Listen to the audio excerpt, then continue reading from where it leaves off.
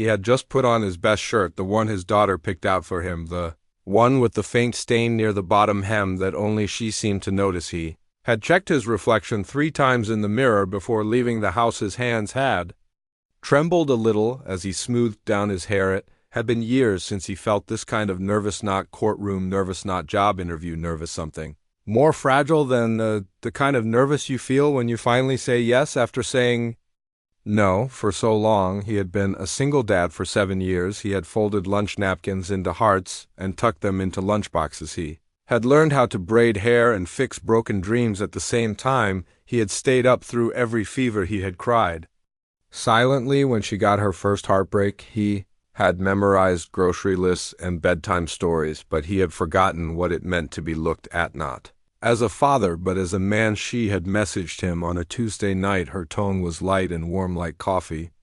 On a cold morning, she said she had heard about him through mutual friends, said she admired how he raised his daughter, said she was curious about who he was beyond the title of dad. That word had stuck in his mind all night, beyond, as if he still had a beyond. They agreed to meet for dinner on Friday, he told his daughter, and she smiled without teasing. She just said about time, and for a moment he saw her not as his little girl but as a young woman, observant, wise. He arrived at the restaurant 7 minutes early. He stood by the door adjusting the collar of his shirt. The sky had started to change, that in-between color before sunset where light and shadow hold hands. She arrived exactly on time. He recognized her from her photo, but even then the realness of her presence made his breath catch in his throat. She walked with quiet confidence, a grace that made the room shift a little. She smiled and said his name. He nodded and offered her a seat. They talked about music, about books, about how parenting feels like running a marathon in the dark. She laughed at his jokes. He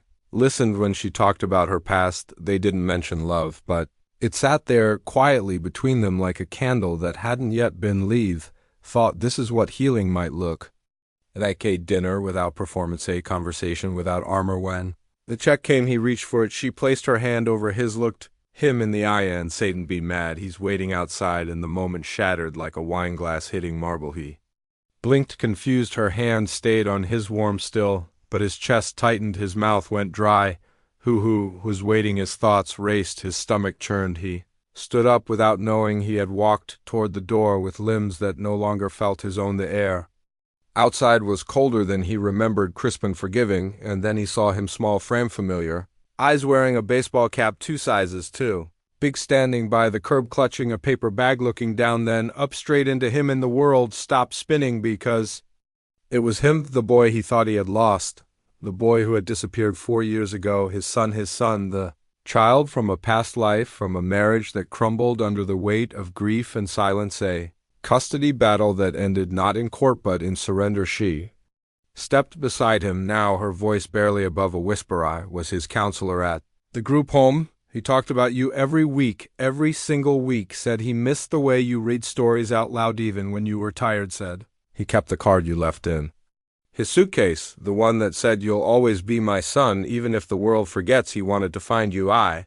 only helped. His knees buckled, but he stayed standing barely. His heart tried to beat its way out of his chest. His mouth opened, but no words came. The boy walked forward, now slowly, deliberately, his arms still small, but no longer the arms of a child. Dad, he said it like it was the first time and the last time, and every time he never got to say it. That was when the man broke right there on the sidewalk in front of the world, in front of strangers. He fell to his knees and opened his arms, and the boy ran into them, and everything else vanished. The city, noise, the years, the ache, it all disappeared into that embrace. The woman stood nearby, watching, her eyes full of something deeper than joy, something like purpose. The father held his son like he would never let go again because he wouldn't. Bess, he couldn't. Boy whispered, I thought you stopped looking. He whispered back, I never stopped. I just didn't know where to look. They sat on the curb for hours, talking not about what was lost, but about what could still be found. The woman sat beside them.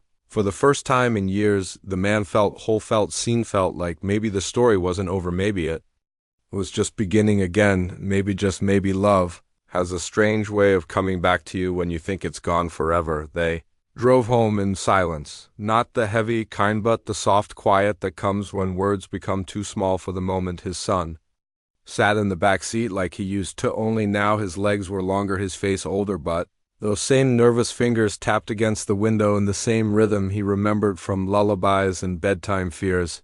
He looked at his son in the rearview mirror, not to study, just to make sure he was still there, that he wasn't a memory playing tricks on him. At the next red light, the woman reached for his hand, held it for a second, then let go, not because she wanted to, but because she knew this moment belonged to him and the boy, not her, not yet. When they pulled into the driveway, his daughter stood by the porch. She had been waiting with 2 mugs of hot cocoa and the blanket she always threw over his shoulders when he fell asleep on the couch. She saw the boy step out of the car and her face froze, then softened and then trembled. She didn't run to him, she didn't shout, she just said his name, and he said hers, and that was enough. They walked inside like no time had passed, though years had built walls between them, walls that began to crumble with every shared glance and unfinished sentence. The boy sat on the couch, looked at the photographs on the wall. His own face was in one of them, beside his sister, beside a younger version of the man now sitting across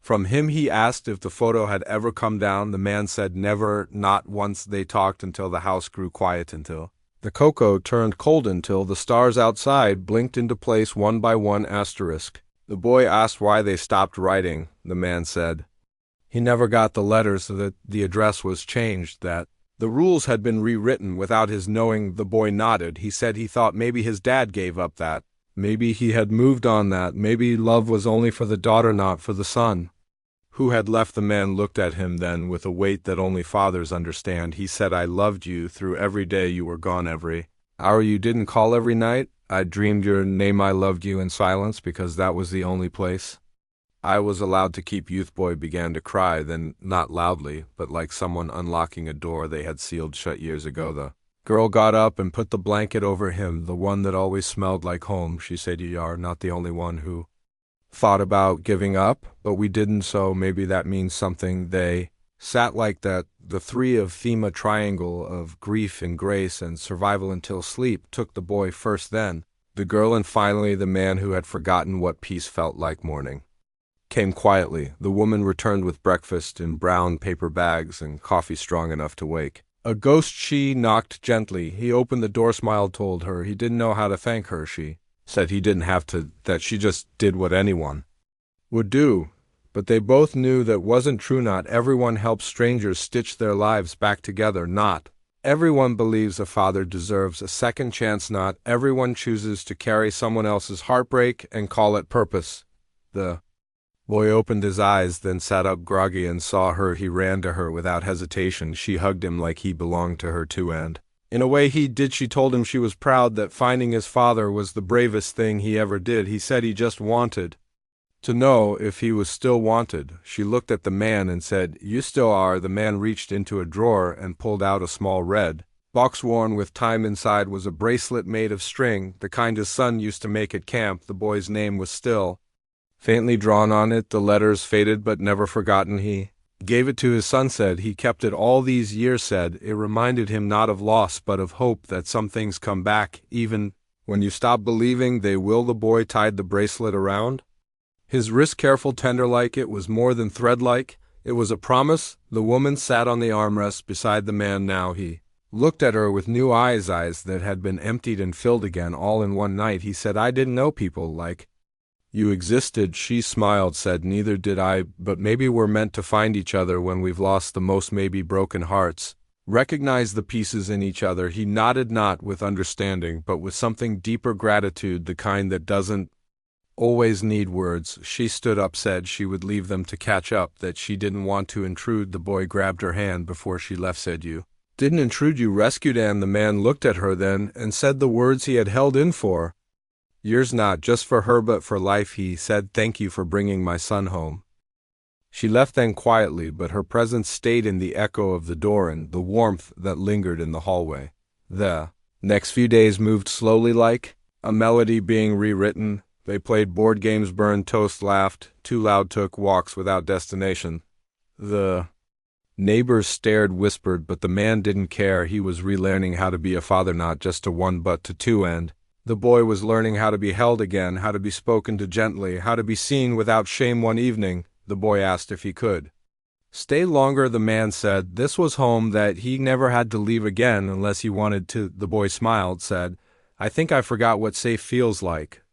The man replied, then we'll help you remember. Every single day he started setting 2 plates instead of one. Began reading bedtime stories out loud again, even though both kids were nearly grown. He did it anyway, because some rituals are not about age, but about repair, about reclaiming what time tried to steal. And on a quiet Sunday afternoon, while the boy napped on the couch, the woman returned, this time not with food but with a framed drawing, a sketch the boy had made during his first month at the center. It was a house with 3 figures standing in the yard, 2 tall, 1 small. Above it he had written one sentence, one day I'll find them again. The man looked at it for a long time, and then he did something he hadn't done in years. He wept, not from sadness, but because sometimes when hope returns, it breaks you open so you can finally breathe. He placed the drawing on the mantel right above the photo that never came down, and in that house, on that street, in that city, a father learned what it meant to lose and find, to